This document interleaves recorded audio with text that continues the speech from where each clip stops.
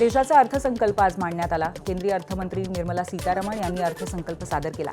Income टॅक्समध्ये कोणताही बदल झालेला नाहीये। सर्वसामान्यांना कोणताही दिलासा यावेळी मिळालेला नाहीये। तर देशामध्ये 1 एप्रिलपासून नवीन आयकर कायदा लागू होणार आहे आणि 31 ऑगस्टपर्यंत आयकर रिटर्न भरता येणार आहे। यामुळे कर भरणं आता सुटसुटीत होईल। याशिवाय अपघाती विम्यावरती मिळणाऱ्या रकमेवर कोणताही टॅक्स लागणार नाही। अर्थमंत्री निर्मला सीतारमण यांनी आज याची घोषणा केली। अर्थमंत्री निर्मला सीतारमण यांनी 9व्यांदा अर्थसंकल्प सादर केला। यावेळी पंतप्रधान मोदींनी प्रतिक्रिया दिलेली आहे। हा युवा शक्तीचा अर्थसंकल्प आहे। स्वप्न साकारणारा आणि अफाट संधींचा महामार्ग असल्याचा अर्थसंकल्प असल्याचं पंतप्रधान मोदींनी म्हटलंय।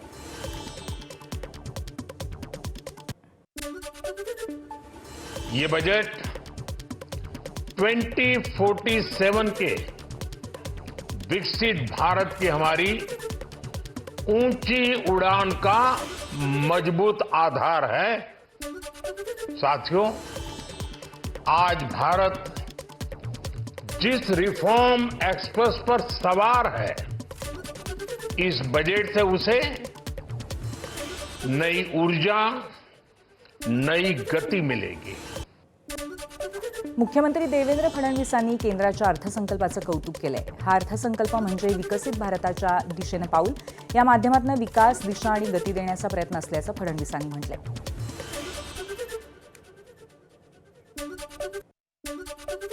श्रीमती निर्मला सीतारमण यांनी मांडलेला अर्थसंकल्प हा विकसित भारताच्या स्वप्नाकडे जाणारा एक दमदार पाऊल आहे। विविध क्षेत्रांना पुढचे काही वर्ष दिशा, गती आणि निधी तिन्ही गोष्टी देण्याचा प्रयत्न हा या माध्यमातून झालेला आपल्याला पाहायला मिळतो। उद्योग क्षेत्रामध्ये मोठ्या प्रमाणात गुंतवणूक आणि रोजगार निर्मिती हे ध्येय या अर्थसंकल्पाचं दिसतं आहे।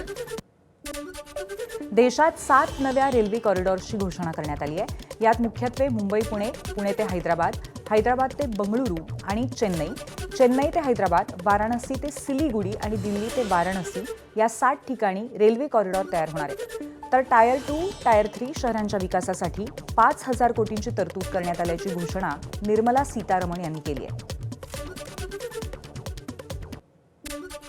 सलग दुसऱ्या दिवशी सोनं आणि चांदीच्या दरात घसरण झाली आहे। चांदी प्रति किलो 30,000 रुपयांनी स्वस्त झाली आहे। आज चांदीचा दर 2,70,000 रुपये, तर सोन्याच्या दरामध्ये प्रतितोळा 5,000 रुपयांची घट झाली आहे आणि आता सोनं 1,55,000 रुपयांवरती आलंय। राज्यातल्या सर्व शाळांमध्ये आता सीसीटीव्ही कॅमेरा बसवण्यात येणार आहे। त्यामुळे शाळेतील सर्व विद्यार्थ्यांवरती आता सीसीटीव्हीद्वारे लक्ष ठेवण्यात येईल, अशी घोषणा मंत्री पंकज भुयर यांनी केली आहे। गेल्या काही दिवसांमध्ये शाळांमध्ये विद्यार्थिनींवरचे अत्याचार त्याचं प्रमाण वाढलेलं आहे आणि याला आळा बसावा आणि विद्यार्थी सुरक्षित राहावेत यासाठी शासनाने महत्त्वाचं पाऊल उचललंय। यासोबतच जिल्हा परिषदेच्या शाळेचा अभ्यासक्रम हा सीबीएसई प्रमाणे करणार आहे। राज्यातील शालेय शिक्षण राज्यमंत्री पंकज भुयर यांनी ही घोषणा केली आहे। एखाद्या मुलाला त्याचे जैविक पालक कोण हे माहिती नसेल तर त्याला जातीच्या प्रश्नावरती कायदेशीर अनिश्चिततेत ठेवणं चुकीचं आहे। याउलट अशा दत्तक मुलाला संबंधित पालकांच्या जातीचा दर्जा मिळण्याचा अधिकार आहे, असा महत्त्वपूर्ण निर्वाळा उच्च न्यायालयाने दिलाय। तसंच या प्रकरणातील दत्तक मुलाला दिलेले विशेष मागास प्रवर्ग जातीचे प्रमाणपत्र रद्द करण्याचे आदेशही रद्दबातल केले। दिग्दर्शक रोहित शेट्टीच्या घरावरती अज्ञातांकडून गोळीबार करण्यात आला आहे। शनिवारी मध्यरात्री रोहित शेट्टीच्या मुंबईतल्या जुहू इथे झालेल्या घरावरती झालेल्या गोळीबाराचं सीसीटीव्ही फुटेज समोर आलंय। यात आरोपी रोहित शेट्टीच्या बिल्डिंगच्या खाली उभे राहून 5 राऊंड फायर करताना दिसतात। फायरिंग करून आरोपी बाईकवरनं पळून गेलेत। या प्रकरणी गुन्हे शाखेनं 5 जणांना पुण्यातनं ताब्यात घेतल्याची माहिती आहे। लवकरच या घटनेमागे कोण आहे याचा तपास आता गुन्हे शाखा करते। रोहित शेट्टीच्या घरावरती झालेल्या गोळीबारानंतर सोशल मीडियावरती एक ऑडिओ क्लिप व्हायरल होतीये। या ऑडिओ क्लिपमध्ये बिश्नोई गँगच्या आरजू बिश्नोईने गोळीबाराची जबाबदारी घेत यापुढेही अशा प्रकारे गोळीबार करण्याची धमकी दिली आहे। बाबा सिद्दीकींपेक्षा वाईट अवस्था करू असा इशाराही देण्यात आलाय।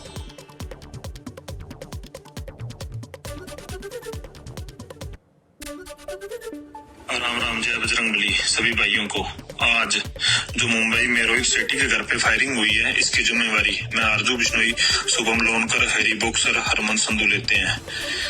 हमने इसको बहुत बार मैसेज लगाया कि हमारे काम में दखल ना दे, इसको समझ नहीं आया। इसको छोटा सा ट्रेलर दिखाया है। अगर आगे से किसी ने भी हमारी बात नहीं मानी तो घर के बाहर नहीं, घर के अंदर गोलियां चलेगी। आगे से पूरे बॉलीवुड को चेतावनी है कि टाइम रहते सुधर जाओ, नहीं तो तुम्हारा हाल बाबा सिद्दीकी से भी बुरा करेंगे। और जो भी हमारे दुश्मनों को सपोर्ट करते हैं उनको मिट्टी में मिला देंगे। जय बजरंगबली। रोहित शेट्टीच्या घरावरती झालेल्या गोळीबार प्रकरणी पोलिसांनी 5 आरोपींना ताब्यात घेतलंय। हे आरोपी भाजी विक्रेते किंवा छोटे उद्योगधंदे करणारे आहेत, एकमेकांच्या ओळखीचे आहेत, अशी माहिती पुण्याचे पोलीस आयुक्त संभाजी कदम यांनी दिली आहे।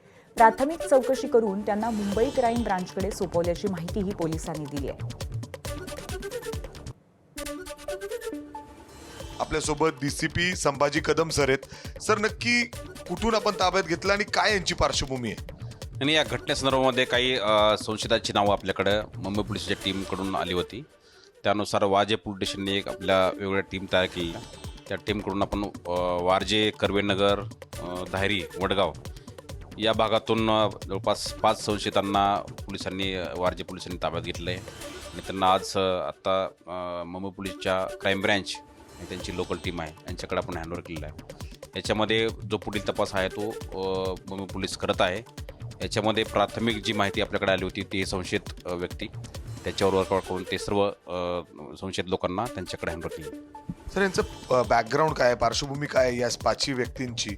म्हणजे कुठल्या टीमची, कुठल्या अशा गँगशी रिलेटेड आहेत का हे? सध्या प्राथमिक चौकशी यामध्ये सुरू आहे। बाकी जो तपास आहे तो मुंबई पोलीसची टीम करत आहे। सर्व डिटेल्स जे आहेत आपल्याला मुंबई पोलीसची टीम आपल्याला सांगू शकेल। बाकी हे सर्व ह्या भागात राहणारे आहेत, यांचं वर्कआउट किंवा यांचं जे बॅकग्राऊंड आहे याच्यावरती सध्या तपास सुरू आहे। सर, काय नावं आहेत आणि हे काय करतात कळू शकेल सर प्लीज? नाही, यांच्यामध्ये हीच आपल्या नावं आहेत। त्याच्यामध्ये हे सर्व या भागात काही भाजीपाल्याचे व्यवसाय करतात किंवा काही इतर पण त्यांचे व्यवसाय आहेत, ते किरकोळ व्यवसाय यांचं चालू आहे। परंतु याच्यामध्ये डिटेल आपल्याला याच्यात चौकशी सध्या सुरू आहे आणि चौकशी अंतीच यांचं डिटेल, यांचं प्रोफायलिंग आपल्याला कळू शकेल। हे सगळे जुने रेकॉर्डवरचे गुन्हेगार यांची पार्श्वभूमी असण्याची शक्यता आहे आणि त्याच दृष्टीने त्यामुळेच या सगळ्यांना पोलिसांनी आता ताब्यात घेतले आणि कसून चौकशी मुंबई क्राईम ब्रांच पोलिसांकडून या ठिकाणी केली जाते।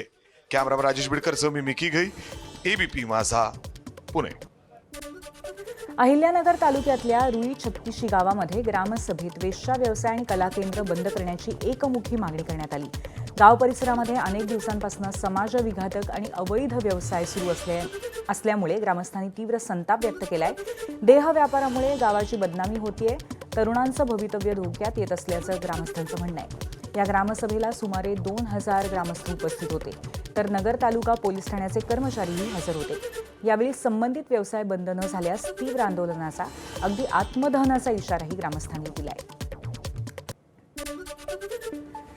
नाल्यासोपाऱ्याच्या सोसायटीतील अंतर्गत वाद थेट हाणामारीमध्ये बदलल्याची धक्कादायक घटना समोर आली आहे। नालासोपारा पूर्वेकडच्या रश्मी स्टार सिटी सोसायटीमध्ये ठाकरेंच्या शिवसेनेचे शाखा प्रमुख दीपक परब यांना मारहाण करण्यात आली।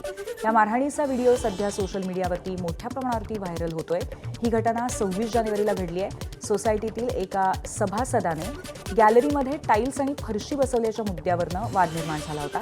या वादावरती तोडगा काढण्यासाठी आयोजित बैठकीदरम्यानच वाद चिघळून हाणामारी झाली। सांगलीमध्ये हत्येची मालिका कायम असून शहरातील इनाम धामणी रोडवरती रात्री एक धक्कादायक प्रकार घडलाय। काही अज्ञातांनी बाप लेकावरती हल्ला केला। मुलाच्या समोर वडिलांना दगडाने ठेचून हत्या करण्यात आली। कीर्तिकुमार शेडबाळे असं मृत व्यक्तीचं नाव आहे आणि हल्ल्यामध्ये मुलगा जखमी झालाय। हल्ल्यानंतर पळून जाणाऱ्या संशयित हल्लेखोरांना संतप्त जमावाने पकडून पोलिसांच्या स्वाधीन केलंय। कीर्तिकुमार शेडबाळे आणि त्यांचा मुलगा दुचाकीवरनं जात असताना रस्त्याच्या कडेला बसलेल्या हल्लेखोरांशी वादावादी झाली आणि त्यानंतर त्या हल्लेखोरांनी डोक्यामध्ये दगड घालून कीर्तिकुमार यांची हत्या केली। पुण्यामध्ये पुन्हा एकदा कोयता गँगचा धुमाकूळ पाहायला मिळतोय। हडपसरमधल्या बीटी कवडे रस्ता परिसरामध्ये शनिवारी रात्री हातामध्ये कोयते घेऊन आलेल्या टोळीने दहशत माजवली। या टोळीने 6 दुकानांची तोडफोड करत काचा फोडल्या, तर रस्त्यावरती उभ्या असलेल्या वाहनांचंही मोठं नुकसान केलं। विशेष म्हणजे या हल्ल्यामध्ये 4 पुरुषांबरोबर एका महिलेचाही समावेश होता। या सर्वांनी तोंडाला मास्क लावले होते। या घटनेमुळे परिसरामध्ये भीतीचं वातावरण आहे. पोलिसांचा अधिक तपास सुरू आहे. हिंगोलीतल्या डोणवाडा गावामध्ये किरकोळ कारणावरून एका तरुणाला झाडाला बांधून मारहाण करण्यात आली. या मारहाणीमध्ये तरुणाचा जागीच मृत्यू झाला. बालाजी तम्मेवार आणि होनाजी तम्मेवार या दोघांनी कैलास स्वामी या 30 वर्षाच्या तरुणाला मारहाण केली. आमच्या घरासमोर फटाके फोडून आम्हाला त्रास का देता, माझ्या मुलीला त्रास का देता असा जाब विचारत कैलास स्वामीला मारहाण झाली. स्वामीला झाडाला बांधून काठीने जबर मारहाण केली. या प्रकरणी कुरुंदा पोलीस ठाण्यामध्ये 2 आरोपींच्या विरोधात गुन्हा दाखल करण्यात आलाय. वर्ध्यामध्ये समृद्धी महामार्गावरती कारचा भीषण अपघात झाला. कार चालकाला झोपेची डुलकी आल्यामुळे समोरील कंटेनर कारची धडक झाली आणि या धडकेमध्ये आई आणि मुलाचा दुर्दैवी मृत्यू झालाय. समृद्धी महामार्गावरच्या नागपूर कॉरिडॉर जवळची ही घटना आहे. घटनेची माहिती मिळताच महामार्ग पोलिसांनी घटनास्थळी पाहणी केली. अपघातातील जखमींना रुग्णालयामध्ये नेत असताना आई आणि मुलाचा वाटेत मृत्यू झाला. महामार्ग पोलिसांनी तात्काळ दखल घेत क्रेनच्या सहाय्याने अपघातग्रस्त कार बाजूला करत वाहतूक सुरळीत केली.